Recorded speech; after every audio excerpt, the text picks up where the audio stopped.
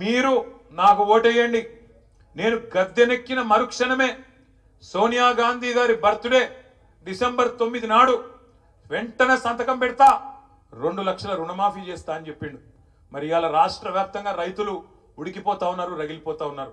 49,000 కోట్ల రుణమాఫీ ఇవాళ 11-12 వేల కుదించి అందరికి అయిపోయిందని చెప్పి ముఖ్యమంత్రి గారు తప్పించుకునే ప్రయత్నం చేస్తా ఉన్నాడు. రైతులు ఏం చేస్తున్నారు?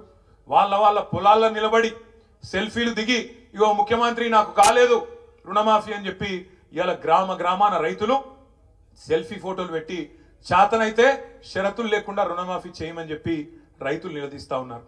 కేసీఆర్ గారు బిచ్చమేసినట్టు 10,000 ఇస్తున్నాడు రైతు బంధు, నేను 15,000 ఇస్తా అన్నాడు. ఇప్పుడు ఆ 10,000కే దిక్కులేదు, ఆ 10,000కే దిక్కులేదు. రైతు బంధు కాదు రైతు భరోసా అన్నాడు. రైతు భరోసా కాదు, ముఖ్యమంత్రి కుర్చీకే భరోసా లేదు. ఎప్పుడు వీక్తాడో ఎవడు వీక్తాడో, నల్గొండ బాంబా ఖమ్మం బాంబా ఆ భయంలోనే బతుకుతున్నాడు 9 నెలల నుంచి తప్ప రైతు భరోసా లేదు. ముఖ్యమంత్రి కుర్చీకే భరోసా లేని పరిస్థితి.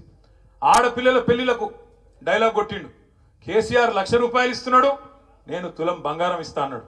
మరి నేను అడుగుతా ఉన్న ముఖ్యమంత్రి గారు, బతుకమ్మ పండుగ వస్తున్నది, ఇంకొక 10 రోజుల్లో బతుకమ్మ పండుగ వస్తున్నది. నీకు నిజంగా ఆడబిడ్డల మీద ప్రేమ ఉంటే ఇప్పటికే 4-5 లక్షల పెళ్లిళ్ళు అయినాయి నీ ప్రభుత్వం వచ్చినాక 9 నెలల్లో. మరి ఆ 4-5 లక్షల మంది ఆడబిడ్డలకు కూడా తప్పకుండా తులం బంగారం చొప్పున వెంటనే ఇయ్యాలి. దాంతో పాటు ఈ పథకం కూడా వెంటనే ప్రారంభించాలని చెప్పి కూడా నేను డిమాండ్ చేస్తా ఉన్నా. ఇట్లా ఒక్కటి కాదు, తమ్ముళ్ళకి చెప్పిండు, చెల్లెళ్ళకి చెప్పిండు, చదువుకున్న పిల్లలకి. కేసీఆర్ ఉద్యోగాలు ఇయ్యలే అన్నాడు. 1,60,000 ఉద్యోగాలు ఇచ్చి 95% మందికి స్థానికంగా ఉండే పిల్లలకు రిజర్వేషన్ తీసుకొస్తే ప్రభుత్వ ఉద్యోగాల్లో మీకు ఇయ్యలేదు అని చెప్పి నమ్మించి, ఒక అబద్ధాన్ని 100 సార్లు చెప్పి అదే నిజం అన్నట్టు నమ్మించి ఆఖరికి 2 లక్షల ఉద్యోగాలు ఇస్తాం మొదటి సంవత్సరంలో అని చెప్పిండు. 2 లక్షల ఉద్యోగాలు, 1 కాదు 2 కాదు, మొదటి సంవత్సరంలో 2 లక్షల ప్రభుత్వ ఉద్యోగాలు ఇస్తా అన్నాడు.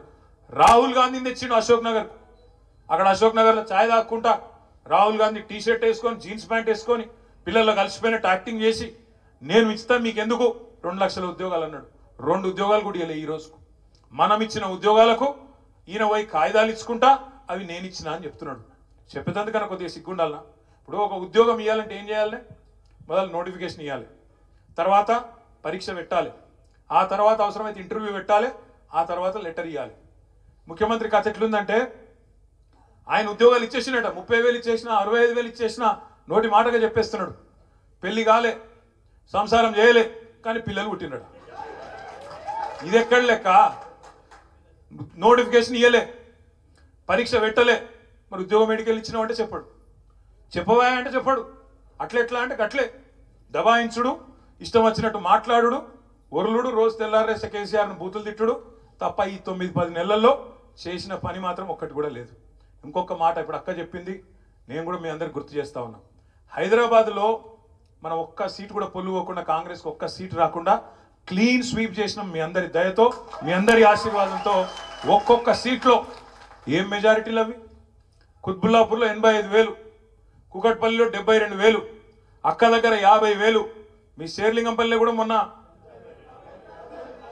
45,000, మా గోపన్న దగ్గర ఎంత వచ్చింది మనం మేటి 17,000. అంటే ఒక్కొక్క దగ్గర పెద్ద పెద్ద మెజారిటీలతో మర్రి రాజశేఖర రెడ్డి అల్వాలో నిలబడితే మన మల్కాజ్గిరిలో అక్కడ 50,000, ఉప్పల్లో 50,000, సుధీర్ అన్నకు అక్కడ 40-50,000, ఇట్లా లెక్కలేని మెజారిటీలు ఇచ్చి హైదరాబాద్లో ఏకపక్షంగా మీరు ఓటేసిండ్రు.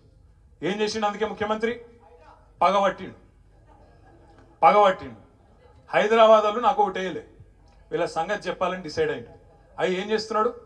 హైదరాబాద్లో ఉండే గరీబ్ వాళ్ళు ఎవరైతే మనకు ఓటేసిండ్రో, ఆటో డ్రైవర్లు కావచ్చు, బస్తీలలో ఉండేటోళ్ళు కావచ్చు, వాళ్ళ మీద పగబట్టి ఇలా వాళ్ళు ఎంబడబడ్డాడు.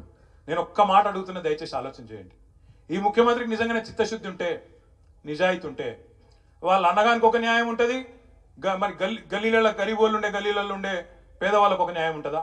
వాళ్ళ అన్న తిరుపతి రెడ్డి మీ కాన్స్టిట్యున్సీలోనే ఉంటాడు, ఎక్కడ కావురి హిల్స్ అదేందో ఆడనో సెటిల్మెంట్ల అడ్డా, అది ఆ సెటిల్మెంట్ల అడ్డా మాదాపూర్లో ఉంటాడు. ఆడ ఉండి సెటిల్మెంట్ల అడ్డా నేను చెప్పలే, మీకు పోయిన మీ ఎమ్మెల్యేనే చెప్పిండు నాకు. ఆ కథ కూడా చెప్తా ఒక్క నిమిషం. అయితే ఆ దుర్గం చెరువు FTL పరిధిలో తిరుపతి రెడ్డి ఇల్లు కూడా ఉన్నది. తిరుపతి రెడ్డికేమో ఆయన ఇల్లు ముట్టుకోవాలంటే ఆడ చుట్టూ పోలీసు వాళ్ళు రక్షణ, ఆయనకు మొత్తం అంగరక్షణ, చుట్టూ మంది, బల్గం, అర్ధబలం, అంగబలం అన్నీ ఉన్నాయి. తిరుపతి రెడ్డి ముట్టాలంటే మన అధికారి ఉంటాడా? ఊసిపోతాడు కదా. అందుకే తిరుపతి రెడ్డి ముట్టరు. ఏం చేస్తారు తిరుపతి రెడ్డికి? అన్నా నీకు నోటీస్ ఇస్తున్నా, నీ దగ్గరికి కూడా రాను, ఇయ్యకపోతే వాళ్ళు తిడుతురు టీఆర్ఎస్ వాళ్ళు, కాబట్టి నీకు నోటీస్ ఇస్తా, నువ్వు కోర్టుకు పో, నువ్వు పోయి తెచ్చుకో, ఏదో ఒకటి కింద మీద పడి ఒక ఆయుధం తెచ్చుకో, దాన్ని పెట్టుకొని నేను ముట్టా అని చెప్తారు. అదే గరీబ్ గాడు ఉన్నాడు అనుకో, తెల్లారి 3 గంటలకు బుల్డోజర్లు వస్తాయి ఇంటికి. పిల్లగాళ్ళకి వెళ్ళి మేము పుస్తకాలు తీసుకుంటాం సార్, మేము బడికోవాలంటే దయ ఉండదు. ఆడోళ్ళు మేమరే అన్నం ఉడకబెట్టిన మరి అయ్యా పక్క తీసుకుంటాం, బియ్యం పక్కకు తీసుకుంటాం అంటే దయ ఉండదు. గరీబోళ్ళు చెప్పులు కుట్టుకునే దుకాణాలుంటే వాళ్ళని తీసుకెళ్లి రోడ్డు మీద పడేస్తారు, బిల్డింగ్లు నిర్దాక్షిణ్యంగా గులగొడతారు.